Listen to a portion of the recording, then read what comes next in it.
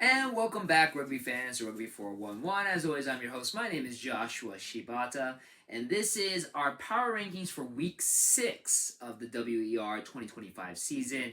Just two games this week, but a little bit of, not maybe an upset, but some change in the power rankings. As always, if you've never seen my power ranking videos, these power rankings are based purely on what happens on the pitch, who you play against, where you play them at.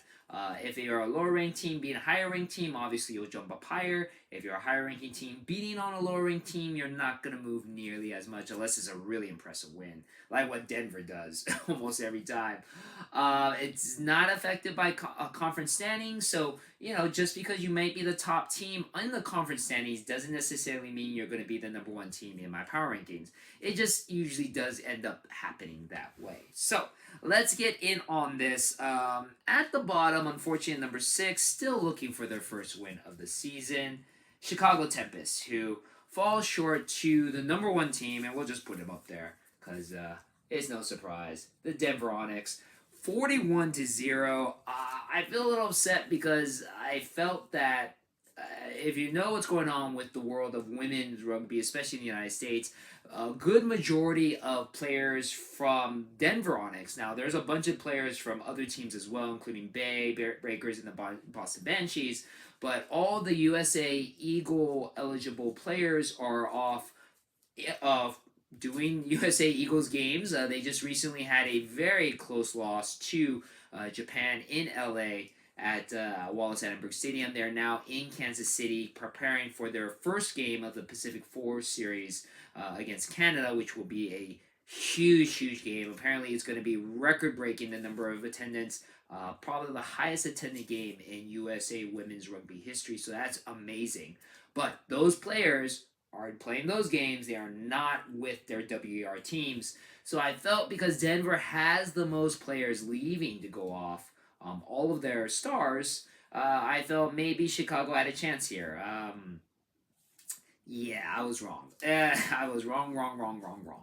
Onyx had no problem with Chicago. Now, granted, Chicago, give them a lot of credit. They actually kept Denver at bay. Not the Bay Breakers, but Bay. 17-0 at the half. Just unfortunately, after that, their defense just really couldn't handle it anymore, and Denver broke through. A couple of tries by KB Slaughter, who is an amazing Denver player. A try by Sheila Decker as well. Justine Pearl, a lot of kudos for her, who has been taking care of fly half duties as well. Denver is just looking like an amazing, unstoppable team, regardless of how many players are not on the squad. Chicago is still trying to look for their first win of the season, unfortunately. Now, here is kind of the interesting upset, and again, I'm a little upset because I've been really good with my predictions. I was 0 for 2 this time because I changed my prediction for the Denver and Chicago game. I should have changed my prediction on the Bay and Gemini game. The Bay Breakers lose to Gemini 17-24. So the Bay Breakers drop down a spot to number 5. The TC Gemini move up a spot to number 4. It was actually a very competitive, very close game. A very defensive game, too. Maybe a little clunky at times. There was a lot of yellow cards in this game.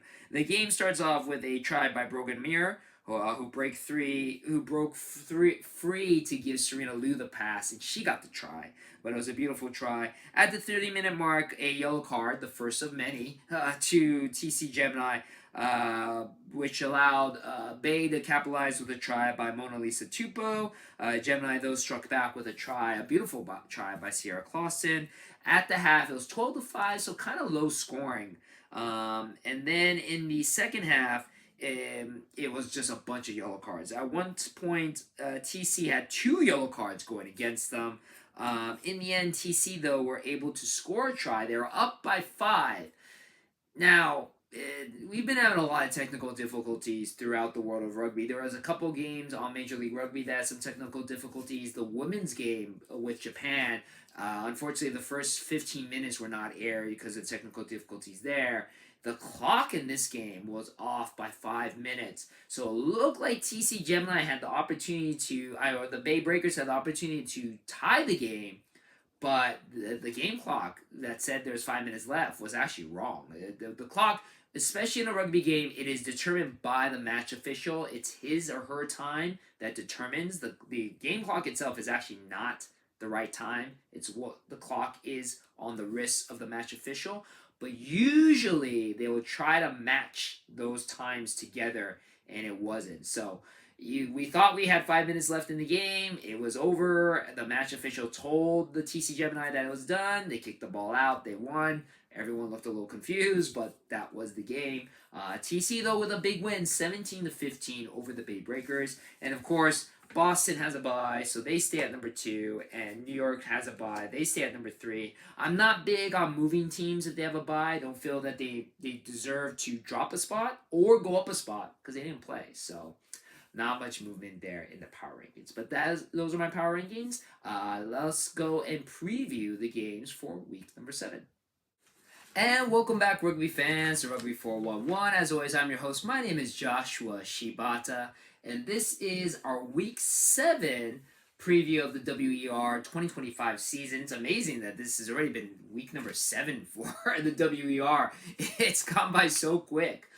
This is also the first week where we have all 6 teams playing in one weekend. We have 2 games on Saturday, 1 game on Sunday. So for those of you who've been following rugby with Major League Rugby, and there's no games on Saturday for MLR, WER has your option for some great games, as well as, of course, there is the Rugby Sevens tournament going on in LA as well. So lots of rugby this weekend. It is a rugby fan's dream weekend. So much action going on. So, as always, you can watch all these games live or on demand on the DAZN or DAZN network, however you pronounce it. Absolutely free. Great app. After last weekend's debacle, I am now 7-4 with my predictions, so I gotta make up some room here. But we got some interesting games. So first, our 2 games on Saturday, May 3rd, 1 p.m. Pacific Standard kickoff time. We have the Bay Breakers going over to the beautiful Martin Stadium on the campus of Northwestern University to take on the still winless Chicago Tempest. Surprisingly, none of these teams have played against each other yet this season. The Bay Breakers coming off of a kind of a disappointing loss to the TC Gemini.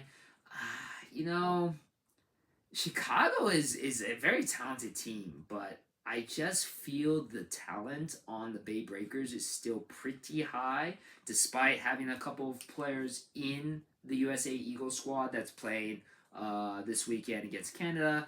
I still feel the Bay will get the win. Chicago's still looking for that first win of their franchise career, as well as the first home win for them too.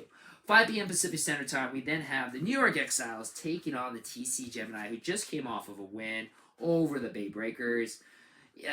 Again, this is a hard one because New York has looked really, really good in certain games and then look a little bit sus, as the kids like to say. TC, the win against Bay was pretty impressive. So, this one's a hard one. This is going to be at the TCO Stadium, which is the training facility for the Minnesota Vikings. This one's a hard one. I want to say that New York wins this one because I think the talent again is on the side of New York.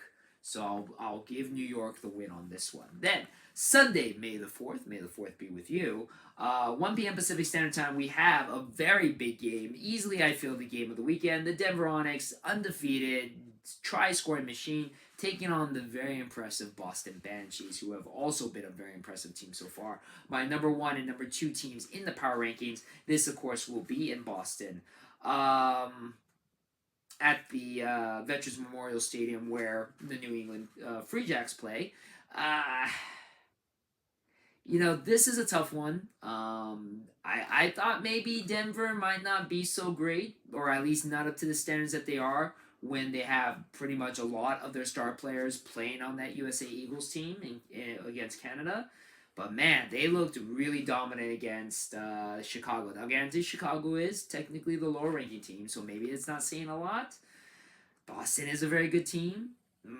But man, there's nothing, in my opinion, to say that Denver still doesn't have the firepower to win this game. This is probably going to be a shootout, but I still think Denver has enough as the technically reigning defending WR champions, Legacy Cup champions in this season. So I think Denver gets the win here. Again, you can watch all these games live or on demand on the Des Network, as well as all the games in the WR season, except for the one game that we're missing, the Bay Breakers vs. TC Gemini. But other than that, all the games are there on demand. As always, thank you very much for checking out my videos. I appreciate it, and I'll see you on the pitch.